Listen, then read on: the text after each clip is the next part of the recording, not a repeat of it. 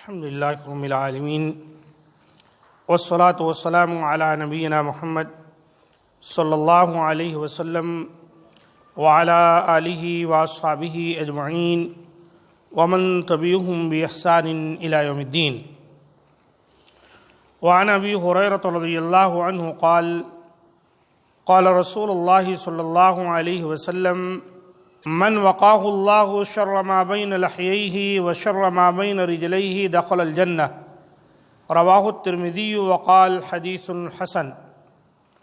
حضرت ابو ہریرہ رضی اللہ تعالیٰ عنہ سے روایت ہے، رسول اللہ صلی اللہ علیہ وسلم نے فرمایا، جس کو اللہ نے اس زبان کے شر سے بچا لیا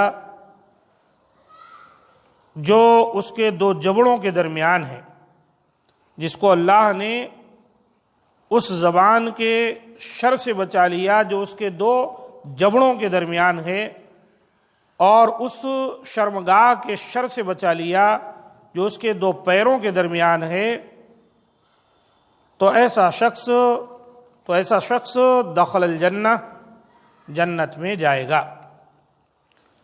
نبی صلی اللہ علیہ وآلہ وسلم نے بہت ہی مختصر الفاظ میں جنت کی بشارت دے دی، لیکن یہ دونوں چیزیں اور ان سے بچنا کوئی معمولی عمل نہیں ہے۔ اپنی زبان کو اپنے کنٹرول میں رکھنا، اپنے شرمگاہ کی حفاظت کرنا، یہ بہت بڑی چیز ہے۔ بس اللہ ہی جس کے لیے آسان کر دے اسی کے لیے یہ چیزیں آسان ہو جاتی، ورنہ لوگ اپنی زبان سے جو کچھ فصلیں دنیا میں بوتے ہیں آخرت میں اسی کو وہ کاٹیں گے۔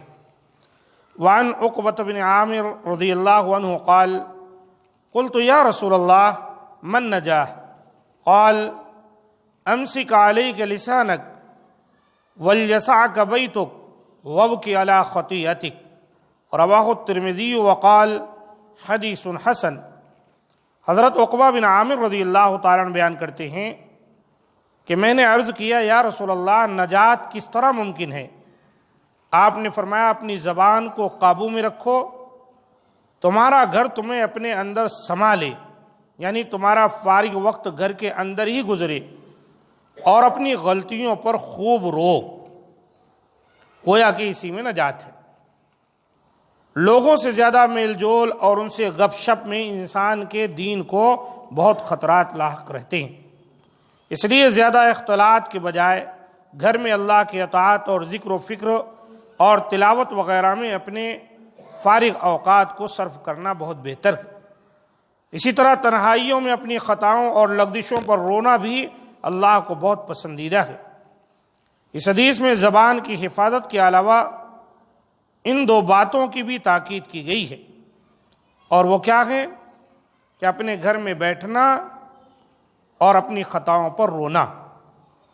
جس قدر ہمارا تعلق لوگوں سے کم ہوگا اتنا ہی زیادہ ہم عافیت میں رہیں گے۔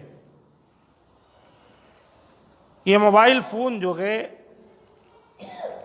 اس نے تو کہیں انسان کو نکلے بغیر ہی ہر جگہ پہنچنے کا ذریعہ فراہم کر دیا۔ گھر سے آدمی باہر نکلے جائے کہیں تو کوئی چیز وہ دیکھے گا، یہ تو اپنے گھر کے کونے میں بیٹھ کر ٹیلی ویژن ہے، کمپیوٹر ہے، موبائل فون، ان تمام چیزوں سے دنیا بھر کی چیزیں دیکھتا رہتا ہے۔ تو یاد رکھیں، ان کا بھی حکم اسی میں آ جائے گا، چاہے وہ گھر کے چار دیواری میں کیوں نہ بیٹھا ہو، لیکن اگر ان چیزوں کا غلط استعمال کرتا ہے جس سے شریعت نے روکا ہے، تو ایسا آدمی گویا باہر نکل کر ہی ساری دنیا کی سیر کر رہا ہے، اپنے آپ کو گناہوں میں ڈال رہا ہے۔ اللہ تعالیٰ ہم تمام کو محفوظ رکھے۔ ہم کو چاہیے اپنی زبان کا استعمال، اپنی آنکھ کا استعمال صحیح کرے۔ سچ یہی ہے کہ وہ ایک ایک عضو کا استعمال صحیح طریقے سے کرے۔ گناہ میں صرف کوئی خاص عضو ہی نہیں شامل ہوتا، بلکہ جو آنکھیں دیکھتی ہیں، جو ہاتھ پکڑتے ہیں، جو پاؤں چل کے جاتے ہیں، جو زبان بات کرتی ہے، جو کان سنتے ہیں، یہ سب کے سب جو ہے برائی اور بدکاری میں شامل ہو جاتے ہیں۔ گرچہ کہ اصل کام شرمگاہ کا ہے، وہ کر کے ان تمام کو سچا کرتا ہے یا جھوٹا کرتا ہے۔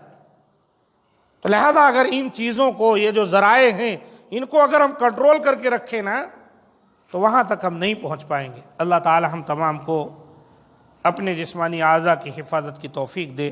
ھذا ما عندی، سبحان ربک رب العزۃ عما یصفون وسلام علی المرسلین والحمد للہ رب العالمین۔